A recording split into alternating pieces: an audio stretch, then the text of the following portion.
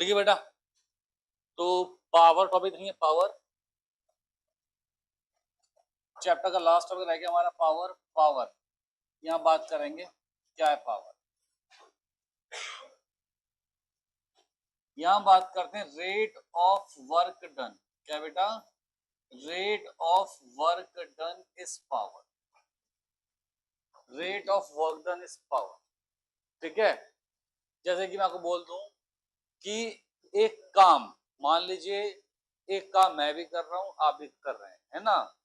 तो जिसने वो सेम काम करा कम समय में, पावर ज्यादा उसमें आई। ठीक है। तो इसका मतलब सेम काम अगर कम समय में हो जाए तो हम क्या कहेंगे, ज्यादा क्या है, पावर। ठीक है।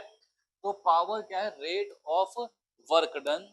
हम सब जानते हैं जब भी रेट की बात चलती है तो हम लोग देखते हैं with respect to time, with respect to time. तो यहां हम बात करेंगे D by D T of work done is power, is power. ठीक है। Rate of work done is power. क्या बात है बेटा। तो अब मैंने बात करी कि वर्क डन हम सब जानते हैं यार, वो होता है एफ डॉट एस होता है नहीं होता? होता है। तो अगर मैं इसमें चाह तो एक्स लिख लूँ, दिक्कत की बात तो है नहीं। एफ डॉट एक्स वेक्टर, अगर मैं यहाँ इसे रिप्लेस करूं तो मुझे मिल जाएगा क्या, मुझे मिल जाएगा d by D T of F vector dot x vector बराबर पावर। ये हो गया क्लियर। तो अब मैंने कहा यार d by D T of, अगर for constant force, for constant force, for constant force हम बोलेंगे एफ हमने बाहर लिया तो ये बन गया F vector dot D by D T of x vector.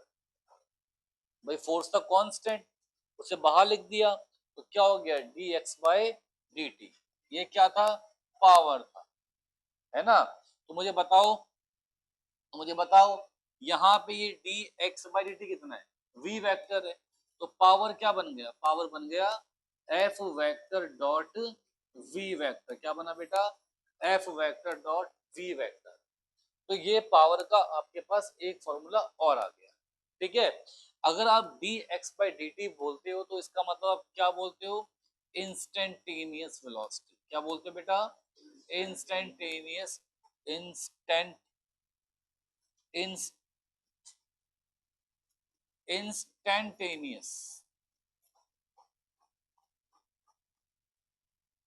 ठीक है ना। तो ये formula P is equals to F vector dot V vector तब आता है जब या तो ये इंस्टेंटेनियस वेलोसिटी हो या फिर ये कांस्टेंट वेलोसिटी हो, या फिर क्या हो बेटा, ये कांस्टेंट वेलोसिटी हो। और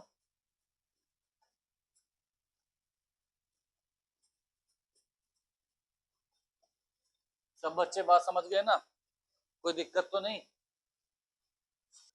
हाँ भाई। तो बेटा मैंने क्या कहा आपसे कि ये जो वेलोसिटी है या तो कांस्टेंट है या फिर क्या है, इंस्टेंटेनियस वेलोसिटी है। ठीक है। तो अगर मुझे पावर एवरेज निकालनी हो, मुझे अगर पावर एवरेज निकालनी हो तो उसका एक फॉर्मूला क्या है, total work done by total time taken, है ना बेटा। Total work done by total time taken. ठीक है। ये क्या होगा बेटा, एवरेज पावर। या फिर अगर मुझे पावर एवरेज निकालनी हो तो यार आप सबने सीखा हुआ है वर्क डन, चेंज इन, क्या होता है बेटा, एनर्जी, चेंज इन एनर्जी। कौन सी energy, kinetic energy, change in energy, kinetic energy, है ना। किसके इक्वल होता है ये, वर्क डन के इक्वल होता है। तो क्या मैं इसको डेल्टा के ई बोल सकता हूं? इसका मतलब क्या हो गया कि वर्क डन जो है वो क्या होगा, चेंज इन काइनेटिक एनर्जी। तो क्या बोलेंगे, डेल्टा के ई by time taken.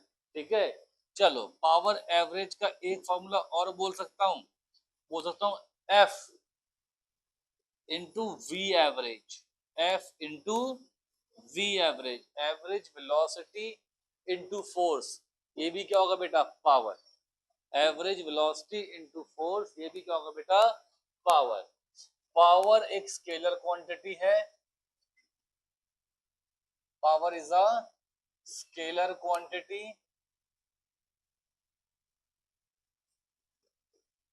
Power is a scalar quantity. उसके बाद देखेंगे कि पावर एक स्केलर क्वांटिटी है, प्लस साथ में हम ये बोलेंगे जो एसआई यूनिट है पावर की, SI unit of power, SI unit of power is what, है ना बेटा। हाँ, इसको डिनोट करेंगे डब्ल्यू से, ठीक है। अगर मैं बोल रहा हूं 1 किलोवाट, तो इसका मतलब उसमें है 1000 वॉट पावर, है ना। अगर मैं कह रहा हूं 1 हॉर्स पावर, 1 हॉर्स पावर, इसका मतलब वो कितना आ गया, 746 वॉट। कितना बेटा, 746 वॉट। 1 हॉर्स पावर में होते हैं 746 वॉट। क्लियर, ठीक है ना बेटा। अभी अभी अभी यूनिट एक बेटा, है ना। अभी उन्होंने क्यों लिखा नाम मुझे नहीं पता है, बस उन्होंने ऐसा नाम बोला, इसका बोला कि ये इसके होता है, अपन ने याद कर लिया, ठीक है। अब जैसा कि, है ना, जैसा कि आप जानते हैं कि P बराबर है W अपॉन में T, तो W बराबर होगा P इंटू T, ये होगा। तो इसका मतलब power in power time graph, in power time graph, अगर पावर और टाइम ग्राफ आपको दिया हुआ है, तो इन पावर टाइम ग्राफ आप बोलेंगे कि जो एरिया है वो रिप्रेजेंट करता है work done. Power time graph में एरिया क्या करता है, वर्क डन को रिप्रेजेंट करता है ना। पावर टाइम ग्राफ में, पावर टाइम ग्राफ में जो एरिया है वो वर्क डन को रिप्रेजेंट करता है, ठीक है। जैसे कि मान लीजिए यहाँ पावर दिया हुआ है, यहाँ पे टाइम दिया हुआ है, और ऐसे ऐसे ऐसे दिया हुआ है, ठीक है। ये 0, ये टाइम है 2 सेकेंड, ये 6 सेकेंड, ये 8 सेकेंड, और ये पावर कितनी है, ये है मान लीजिए 20 वॉट। कितनी है मान लीजिए, 20 वॉट, ठीक है। वो कहता है कि फाइंड वर्क डन, क्या कहता है बेटा, find work done, find work done. तो कितना वर्क डन हुआ होगा, कितना वर्क डन हुआ होगा।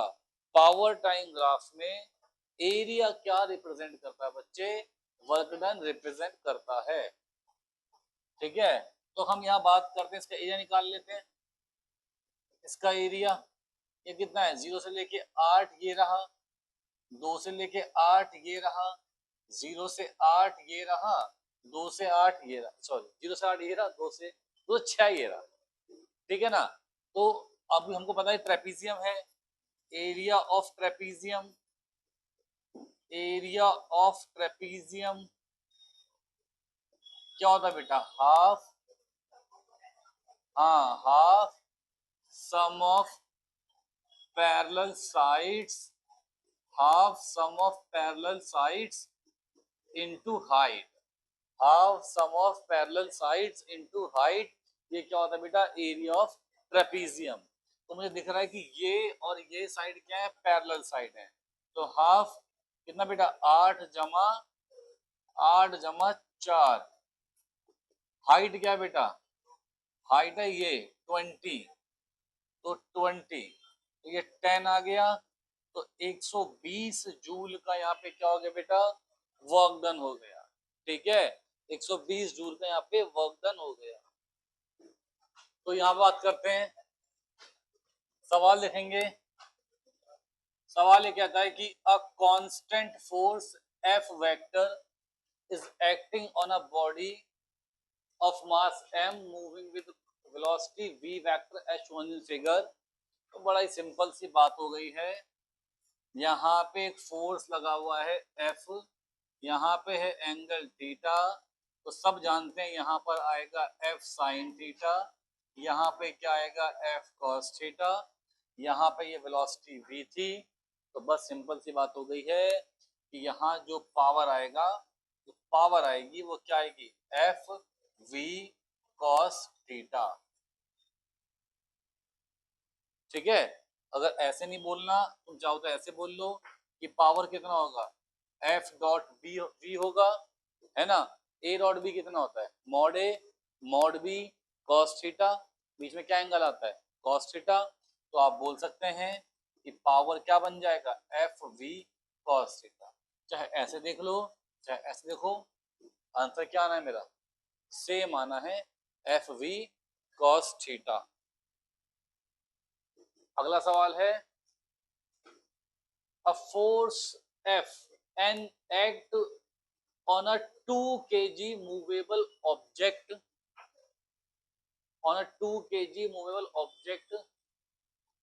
from an initial position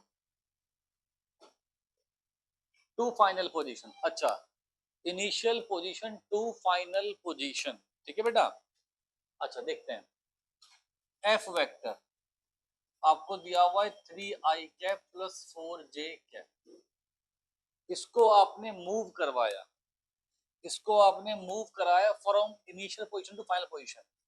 आप सबको पता है, सब जानते हैं कि चेंज इन पोजीशन क्या होता है, चेंज इन पोजीशन क्या होता है, डिस्प्लेसमेंट। क्या होता है, डिस्प्लेसमेंट होता है बेटा, है ना।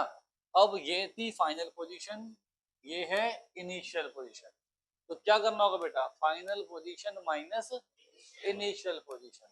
तो final position 5i cap plus 4j cap में से माइनस कर, है ना, -3i cap minus 2j cap, 5i cap plus 3i cap कितना बेटा, 8i cap, 4j cap plus this कितना बेटा, 6j कैप। ये क्या हो गया बेटा, एस वेक्टर। क्या हो गया ये, एस वेक्टर। ठीक है, अभी हम सबको पता है कि वर्क डन क्या होता है, क्या होता है work done, F vector dot S vector होता है ना वर्क डन बेटा। तो अब एफ डॉट एस, तो बेटा एफ कितना है, 3i cap plus 4j cap, फिर dot 8i cap plus 6j cap, फिर डॉट, है ना, क्या होगा 24, फिर 4 प्लस कितना बेटा 36, है ना। अरे यार 4 6 24, है ना, हाँ सॉरी बेटा। तो 24 प्लस 24 कितना बच्चे, 48 आ गया वर्क डन, कितना आ गया 48। अब हमको निकालना क्या बेटा, पावर। क्या हम सब जानते हैं पावर का फॉर्मूला क्या होता है, वर्क डन अपॉन में टाइम टेकन। तो वर्क डन कितना बेटा 48, टाइम कितना बच्चे 6 सेकंड दिया हुआ ना टाइम 6, तो कितना आ गया 8 वॉट। तो जो पावर आ गया कितना है, पावर 8 वॉट पावर है। कितना है पावर, 8 वॉट क्या है, पावर है। लिखे तो बच्चे बराबर से, चलो मैं ही करता हूँ try. 2 man with weight in the ratio, weight weight मतलब कि mg, है ना बेटा, है ना। वेट का रेशियो मतलब कि W1 और W2, वेट का रेशियो है कितना बेटा 2/3, कितना बच्चे 2/3, 2/3 क्या वेट का रेशियो है। runs up a staircase in the time in the ratio 5:9, ठीक है 5:9, ठीक है बेटा जी। तो runs up a staircase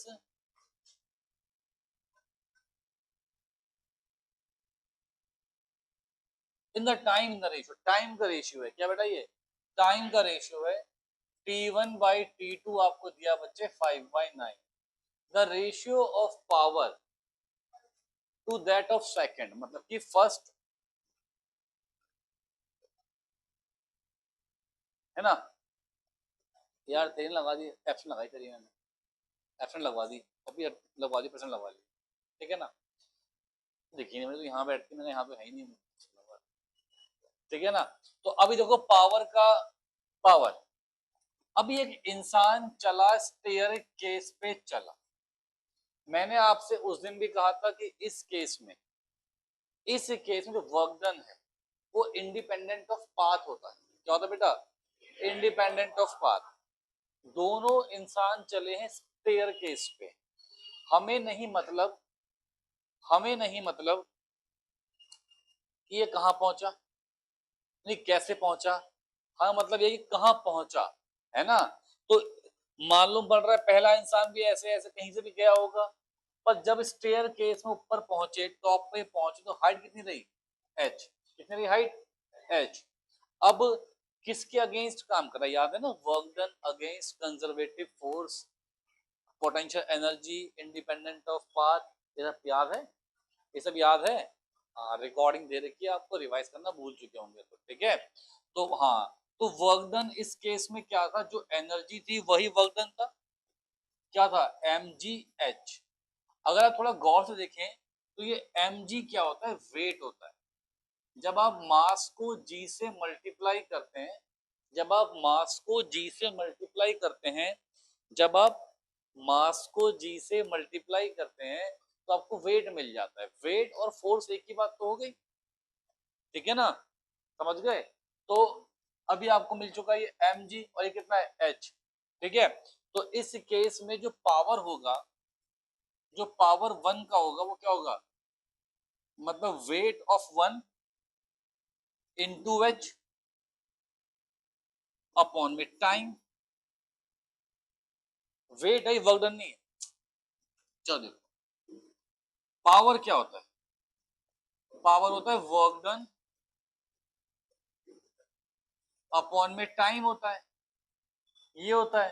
अब वर्क डन मैंने क्या कहा, कितना आएगा, mgh आएगा। पर अगर पहला इंसान गया है जिसका मास m1 है, तो मैं बोल देता हूं m1g1h, है ना, अपॉन में टाइम कितना मान लो t1। दोनों के लिए h सेम है, दोनों के लिए h सेम है। फिर पावर दूसरे का p2, ये तो आ गया p1, है ना। जब p2 की बात होगी क्या आएगा, m2g2h अपॉन t2। आपको रेशियो फाइंड करना है इसका, पावर का। समझ, तेरे भविष्य के लिए कह रहा हूं, जब तुझे लगेगा तेरा पड़ोसी पढ़ने नहीं दे रहा, रेहान नहीं, मैं किसी को नहीं कह रहा, कोई भी हो, तो सीट चेंज कर लिया, है ना। मेरा ये मानना है कि अगर असफल रहे जीवन के अंदर बेटा, तो कोई दोस्त काम नहीं आने वाला, ठीक। चलो बातें नहीं, P1 by P2 m1g1h by T1 divided by P2 है ना अपॉन में, कितना होगा m2g2h बाय T2। क्लियर है। अब ये डिवाइड में है तो क्या हो जाएगा, मल्टीप्लाई होते ही सिंबल चेंज, T2 पर कितना है m2g2h।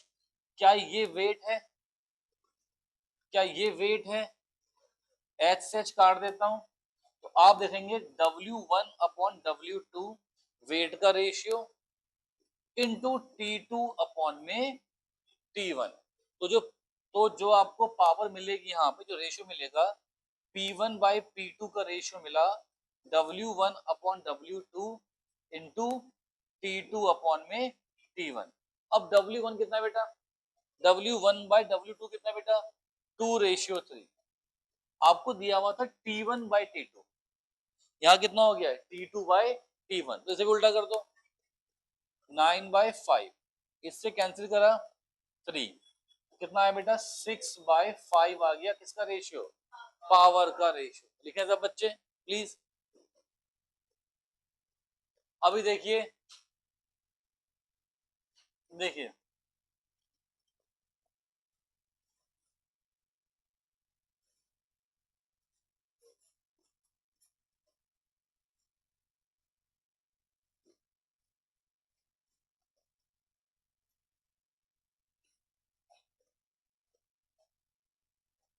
तो अभी क्या है, calculate the power generated by tension in the string in first 2 seconds. First 2 seconds, तो फर्स्ट 2 सेकेंड्स तो इनिशियली ये किस पे था, रेस्ट पे था, तो 0 मीटर पर सेकेंड। अभी इस ब्लॉक को खींच रहे हैं, खींच रहे हैं स्ट्रिंग को, यहाँ से ब्लॉक ऊपर आएगा, तो ये बात तो बिल्कुल तय है, जिंदगी में बिल्कुल तय है बात कि जितनी इसमें आ गई टेंशन, इसमें क्या आ गई, टेंशन। ये बात भी तय है कि यहाँ पर आ गया फोर्स कितना, 40 न्यूटन। ये बात भी तय है कि ब्लॉक जा रहा है ऊपर, ब्लॉक जा रहा है ऊपर। अगर ब्लॉक ऊपर जाएगा तो इसका मतलब टेंशन बड़ी है और ये 40 की वैल्यू छोटी है, तो हम बोलेंगे भाई साहब T-40 net force T-40 is equals to mass into acceleration. Mass into mass 4 है, तो 4 इंटू G/4 है ना। जी कितना 10 हो गया, तो इससे कैंसिल हो गया। क्या आ गई टेंशन बेटा, 50 न्यूटन। अभी फोर्स तो आ गया, यही क्या हमारे पास फोर्स है, कितना, 50 न्यूटन। हम जानते हैं कि फोर्स को अगर हम मल्टीप्लाई करते हैं वेलोसिटी से, किससे बेटा, वेलोसिटी से, तो हमें क्या मिल जाएगा, पावर। पर इस केस में फर्स्ट 2 सेकेंड्स एक लंबा समय है, इंस्टेंटेनियस वेलोसिटी नहीं है और ना ही वेलोसिटी कांस्टेंट है। देखिए, ना तो वेलोसिटी इंस्टेंटेनियस है, ना ही वेलोसिटी कांस्टेंट है, तो क्या आ रहा है, एक्सेलरेशन आ रहा है। क्या आ रहा है बेटा, एक्सेलरेशन। तो यहां जब हम करेंगे मल्टीप्लाई, तो हम करेंगे एवरेज वेलोसिटी से, किससे बेटा, समझे नहीं बात। पहले आप वेलोसिटी निकाल लीजिए। आपको पता ही है कि u 0 है, आपको पता है कि a कितना है, 10/4 है, सब जानते ही हैं। आप सबको पता है कि v इज इक्वल टू कितना होता है, u प्लस ए टी। आप जानते हैं कि t कितना दिया हुआ है, 2 सेकेंड दिया हुआ है, ये भी आप जानते हैं। तो v कितना है बेटा, v कितना है बच्चे, v है, ये तो निकालना है। u कितना है 0, ये कितना हो गया 10/4, ये कितना आ गया 2, इससे कैंसिल, यहाँ आ गया 5। तो v कितना आ गया बेटा, 5 मीटर पर सेकेंड। इस v से नहीं करना मल्टीप्लाई, इससे नहीं करना मल्टीप्लाई। इस सवाल को मैंने दिया इसलिए कि क्लियर हो जाए कॉन्सेप्ट आपको। मैंने जब लिखवाया था स्टार्टिंग में ही मैंने ये कहा था कि जब आप, या तो पावर की बात होगी जब इंस्टेंटेनियस वेलोसिटी हो, तो आप लगाते हैं एफ डॉट वी, या वो बोल दे कि वेलोसिटी कांस्टेंट हो तो आप लगाते हैं एफ डॉट वी। पर अगर वो आपसे कह देता है कि यहाँ पे आपको निकालना है एवरेज पावर, या ऑब्वियसली बात आपको टाइम दिया हुआ है ना, 0 से लेके टी तक का, तो आप क्या बात करेंगे, 2 तक का, है ना। तो इसका मतलब आप बात कर रहे हैं एवरेज पावर, किसकी बेटा, एवरेज पावर की। तो वहां पे वेलोसिटी भी क्या आएगी, एवरेज आएगी। इस सवाल के अंदर बच्चे बहुत कॉमन मिस्टेक करते हैं, इस सवाल में बच्चे बहुत ही कॉमन मिस्टेक करते हैं कि वो एफ वी लगा देते हैं, है ना। तो उससे उनका आंसर आता है 250 न्यूटन, सॉरी 250 वॉट, है ना। पर आंसर क्या है, 125। कैसे, अब एवरेज वेलोसिटी क्या होगा, v plus you by 2। Average velocity यही होती है, क्या बेटा, v प्लस यू बाई 2। तो बच्चे v कितना है 5, u कितना है 0/2, मतलब 5/2। तो जब आपसे पूछेगा पावर, जब पूछेगा पावर तो कितना होगा, फोर्स इंटू v/2, जय हो गया 25। तो कितना सा आ गया बेटा, 125 वॉट। कितना आया, 125 वॉट। ठीक है, सब बच्चे लिखें